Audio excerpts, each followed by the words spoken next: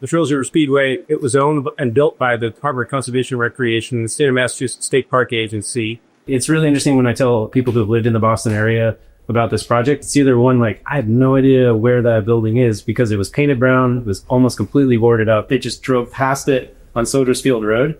Or they're the kind of ones that are like, yeah, I was always curious what the heck went on in there because it was painted brown, boarded up, and looked kind of vacant, but also retained this character to it as well. Where we are located is where the stockyards for Metro Boston were located in the 1800s. So right around the corner was actually where all the slaughterhouses were, and the river was the disposal mechanism for the offal from the slaughterhouses. And so when they built the park, part of that was to try to reverse this river was a mess and make it into a park. And then they built as their anchor institutional building this late 19th century picturesque house, right? And with this extended building and these turrets and this crazy roof and this little bay, very elaborate, much more elaborate than you would think would be necessary to accommodate maintenance vehicles to look after the grass in the park. But yeah, we were told it was designed to look like a house on Cape Cod. Really, this was sort of the last shot to do something to save this site. There was a fire on the courtyard side of these walls. This had become a campsite for some homeless people. So the reason for the fire was that they were trying to stay warm and there was nobody overlooking it. There was no lights on. But it really just sort of showed how delicate a condition these buildings were in when we showed up. This building that you're in right now is where they house the snowplows to maintain the 2 state roads on either side of the Charles River. The first park in Massachusetts was called Charles River Reservation. It was the first state park system in the United States. They take pride in that, and this was the maintenance facility for that. The centerpiece of the facility, why we call it Speedway, was a horse and bicycle racing track that started right here. The initial racetrack was a mile-long speedway. These buildings didn't house the race horses that housed the maintenance horses that maintained the park. The state moved their facilities elsewhere over an extended period of time, and this place fell into disrepair. The state's process for disposing of surplus property, which is how the state disposes of something like this, took about 20 years. And we run this facility now, this room that you're in. Last night we had a Lamborghini over in the middle of the room. It was a car show. And tomorrow night, I think there's a wedding. It might be a bar bat mitzvah. I can't tell you which of that, and the night after that, it'll be something else. And a weather like this, we'll pull the garage doors up, and Christopher, could say, this is what the garage doors look like, except they weren't glass panel garage doors. So there's a little bit of, architect's license, and so everything here was done in accordance with Secretary of State standards for historic preservation. You got, historic estate historic rehab tax credits to subsidize the process. It also reflects, I think, an architectural approach that we've taken elsewhere. We sort of let things be. You can kind of see that we left the walls much as they were. They're scraped and sealed. Part of this, I think, was a strategy just because we liked the aesthetic of it. So the minimal things that we really did was to put in a nice sound system, deal with acoustics in the ceiling, and provide a catering kitchen and a bathroom off to the bathroom. The state really had a hard time, I think, keeping up with this space. And so a lot of it really did fall into a lot of disrepair. You also can get, I think, a pretty nice sense of like the different eras of development that have happened on this site as well. The beginning of this site was it 1899 was the first sort of phase of this project. There's a residence. You can kind of get the sense of that here. One of the only 2-story original spaces. Pretty quickly afterwards, in 1904, the rest of the stables that sort of makes this a courtyard were developed. Then in 1924, the larger barn that we walked past to make our way up here was constructed.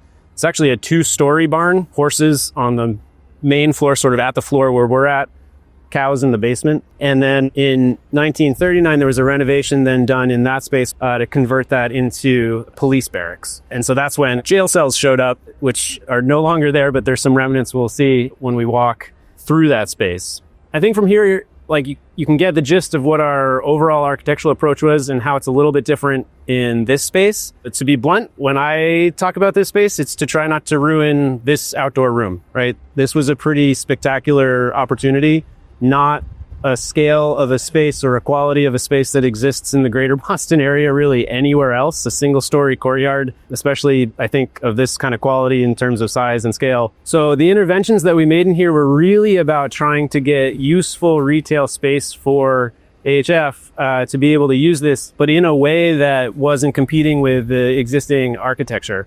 And so the interventions we did make in many ways are the minimal sort of storefronts, and trying to detail them in such a way that it still expresses the rhythm of the space. If you look at images 4, 5, and 6, you can start to get a sense of what these bays looked like beforehand. Then you can see where we have the full height glass. These were just open stalls, no doors whatsoever, open into the courtyard. The courtyard had been paved over at one point in order to make use for vehicular traffic, basically.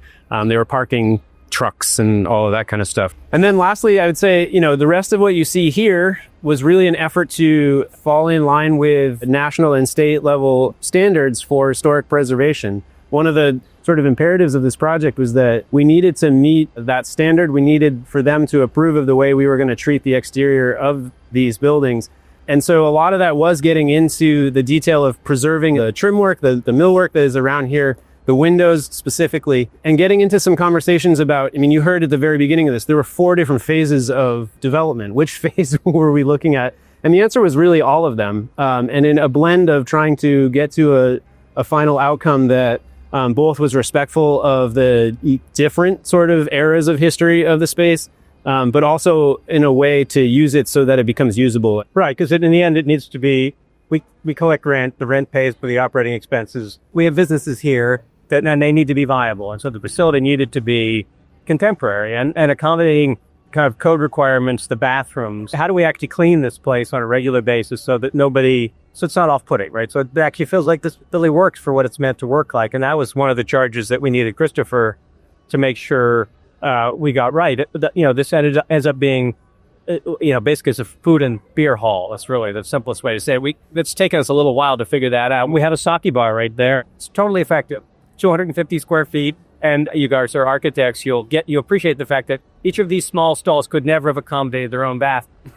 And we don't have any interior hallways. So if you're a customer and you go buy sake, you have to use the bathroom, you have to walk outside. The code does not provide for that. That's not okay. We needed, I don't know how many variances Christopher had to get for us, but that was something that required us to go before the State Plumbing Board. It's the State Plumbing Board. Yep. For the bathrooms. And there's several that we have plenty. The bathroom count's fine. It's where they're located and how you have to get to them that's unconventional. It's only easy. So what? You walk outside to go to the bathroom. Not a deal. But it's not what most operations like this would do.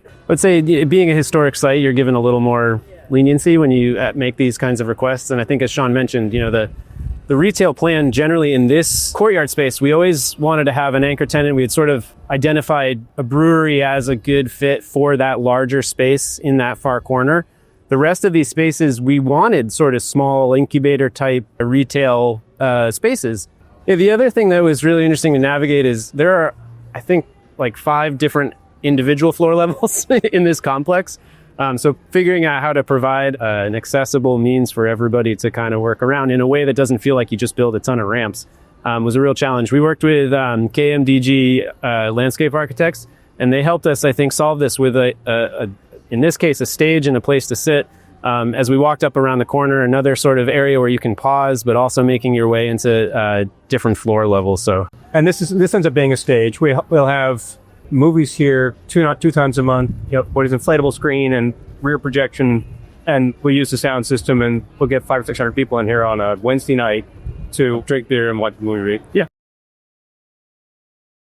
This is the home of music presentation business and tenant of ours, Bowery. So this space was a horse stall. They called the carts, the racing carts. It's built with a floor substantial enough for horses to stable in, right? So quite monstrous. The timbers are enormous and the floorboards are gigantic. And so right behind those of you that are standing there can see the only piece that we actually say, a piece of the jail cell.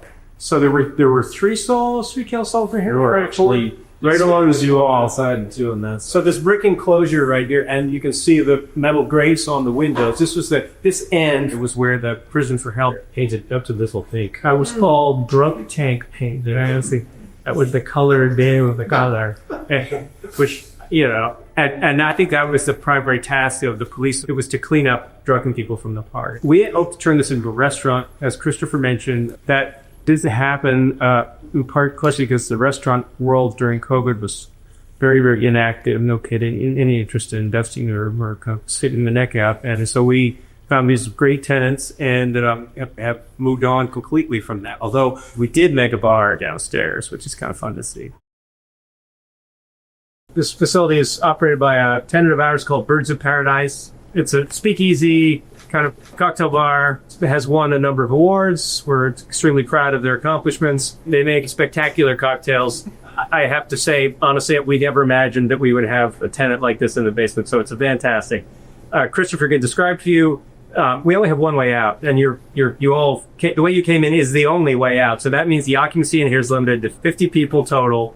You can see little bits of the original Fieldstone Foundation walls, which we cleaned and enormous effort and repointed all of them. These ones back here happen to be also repointed and cleaned. You just can't see them. A little bit sad about that. But, these guys have their own bathrooms. This is fully functioning cocktail bar. And when we began construction, we did not anticipate that we would ever have a tenant down here. So this is found space that has proven to be a very nice complement to the kind of if the beer garden is kind of public and open and breezy, this is kind of contained and dark and moody. It's not that moody, but you get the idea. Yeah, I mean, originally when we thought that the upper floor was going to be a restaurant, there were some ideas that maybe this could be a service kitchen to help add storage, things like that. There was, and probably still is, but it's covered up a crazy winding stair that does make its way up and down. But really, I mean, to be honest, I'd say our project manager from the landscape architecture firm that we worked with and I came down here when we were in sort of early days of demo and things like that. And I think both kind of thought like, man, this would make a really cool bar space. Yeah. The first anchor tenant was the first sort of pursuit for you guys to start to fit out the retail environment. So we had gotten an early sense that we're going to do beer in the beer garden. And this space was sort of unique because this portion of the garage was built sort of separately from the courtyard on the other side, but they're interconnected. But again, we're dealing with a fairly significant change in level, which we'll all sort of see as we walk through the space. But it made for a fairly natural sort of service and tap room split where they could do the making of the beer. They can have deliveries kind of come off onto here. You can kind of be doing the back of house stuff on this side, but then be very close and connected to the courtyard itself and service off onto that yard. So there's a question earlier about like who did the fit out for this kind of stuff. This is the one space where we had a separate contract with the brewery to do the fit out of this space. We worked very closely with Chris Lauren, who's the founder of Notch Brewery. He had started his brewery in Salem. However, he wanted to pack the same amount of equipment that he had in twice as much space into this garage. And we also, because we didn't have the luxury of permitting time and variance time, we also had to actually provide him with a bathroom in this space. So it was a real challenge, I would say, to fit all of this equipment in. What is really neat though, and you'll see this as we walk through, is that a lot of the beer that Chris makes is lagered. It is fermented at a cool temperature, which also means he has a lot of giant tanks that are just cooled, which he can then pipe directly to the tap room, so he doesn't have to go through the process of kegging, which is great because there's just not a lot of space to do that work. The explosion in small craft brewery in the United States, one of the things that has unlocked that, in addition to people's interest in beer and entrepreneurs' interest in making the beer, is something called a farmer brewer license, which allows a brewer to directly sell his beer to consumers without having to go through a middleman. So Chris has a federal license. It's the same license that somebody who had a farmer's market would use to sell tomatoes, frankly. And he's allowed to brew and ferment beer and sell it directly. He's not allowed to sell food with that license. So it's a very narrow license, which is why we have other vendors kind of complementing him up in the courtyard. This is the one space where we worked independently with Notch to design this tap room. But one of the things I think is neat about this is you can really start to see the bay of how all of these different stalls were built. The other thing I think is just really was interesting for us from a design perspective. Chris, the founder of Notch, he had a real vision for his first brewery. There's some things that I think are unique here. One, you won't find a TV in this bar, so won't find seats at the bar. And there's even sort of an element of how close and how small the tables are that you're sitting at, and how they're slightly too large for you to be here with a group of like 4 or 5 that you have to sit here and share a beer with other people. So there are a lot of like really neat kind of ideas that he already knew. He knew they worked. He wanted to bring them to here. It gave us a lot of freedom to think about how to outfit this space in a way that could reflect both what he was looking to do and also reflect, I think, the character and the history of the space.